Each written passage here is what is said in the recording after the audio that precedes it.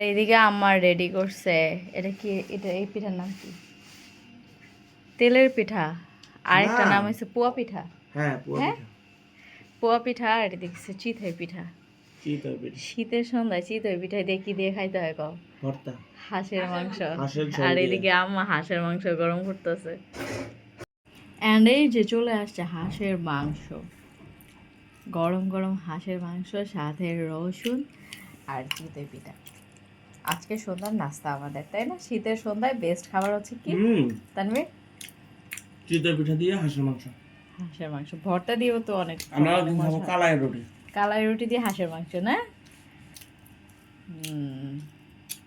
মাশাআল্লাহ, আলহামদুলিল্লাহ, অনেক ইয়ামি লাগতেছে। হ্যাঁ, এটা দিয়ে খাই, খেয়ে দেখি কেমন লাগে। পোয়া পিঠা দিয়ে হাঁসের মাংস খেয়ে দেখি একটু কেমন লাগে।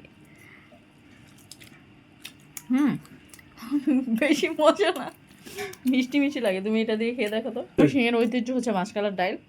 আপনারা দেখবেন খেয়াল করে যে বিয়ে বাড়িতে মাসকালার ডাল থাকবেই। অনেক সময় এটা তো মাছের মাথা দেয়, রুই মাছের মাথা দেয়, তারপরে মাংসও দিয়ে থাকে। আজকে সন্ধ্যার সময় আমাদের খাবার হচ্ছে এটা।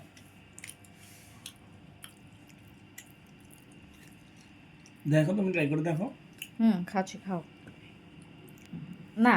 আর খাওয়া এখন খাওয়ার চিতই পিঠা দিয়ে খেয়ে নাও। খাবার খাবো আর ভিডিও করবো না। সালাদ দেওয়া লাগবে না মা, এগুলোই শেষ করতে পারবো না।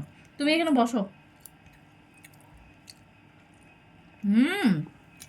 অনেক মজা হয়েছে।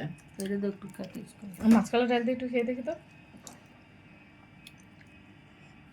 মাছকালা ডাল দিয়ে এখন একটু খেয়ে দেখি। মাছকালা ডাল দিয়ে বেশি মজা লাগতেছে আমার কাছে।